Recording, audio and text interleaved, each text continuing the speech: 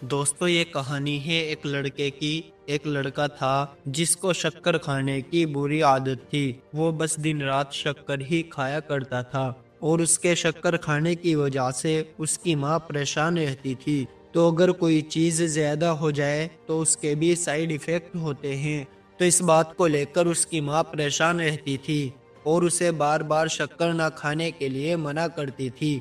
لیکن وہ لڑکا اپنی ماں کی بات نہیں سنتا تھا۔ تو اسی گاؤں میں ایک بابا جی رہتے تھے جن کو لڑکا بہت مانتا تھا، ان کی ہر ایک بات سنتا تھا۔ تو اس کی ماں نے سوچا کہ بابا جی سے کہنے جاؤں گی کہ آپ اسے شکر نہ کھانے کے لیے منع کیجیے۔ وہ اپنے بیٹے کو بابا جی کے پاس لے کر گئی۔ بابا جی ایک پیڑ کے نیچے بیٹھے ہوئے تھے۔ تو اس کی ماں نے بابا سے کہا کہ بابا آپ میرے بیٹے سے صرف اتنا کہہ دیجئے کہ وہ آج سے شکر نہ کھائے۔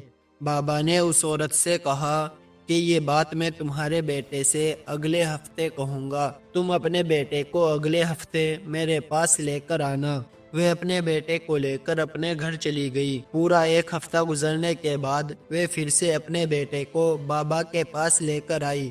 بابا پیڑ کے نیچے بیٹھے ہوئے تھے۔ بابا نے اس لڑکے سے صرف اتنا کہا کہ بیٹے تم شکر مت کھانا۔ بابا کے اتنے کہنے سے ہی وہ لڑکا بابا کی بات مان گیا، لیکن اس کی ماں حیران تھی کہ صرف اتنا کہنے کے لیے بابا نے مجھے ایک ہفتے کے بعد بلایا تھا۔ اس نے بابا سے پوچھ ہی لیا کہ صرف اتنا سا کہنے کے لیے تم نے مجھے ایک ہفتے کے بعد کیوں بلایا؟ تو بابا کا جواب تھوڑا دھیان سے سنیے گا کہ بابا نے کہا کہ ایک ہفتے پہلے میں نے بھی شکر کھانا نہیں چھوڑا تھا۔ دوستو ایک کوٹ ہے، جو بدلاؤ ہم دنیا میں لانا چاہتے ہیں وہ بدلاؤ پہلے ہمیں خود میں لانا پڑے گا۔ اگر ہم دنیا کو بدلنا چاہتے ہیں تو پہلے ہمیں خود بدلنا پڑے گا۔ دوستو آپ لوگوں نے زیادہ تر دیکھا ہوگا گھر میں جو لوگ بڑے ہوتے ہیں وہ اپنے سے عمر میں چھوٹے لوگوں کو یا اپنے بچوں کو کہتے ہیں یہ کام مت کرو، لیکن وہ خود کرتے ہیں۔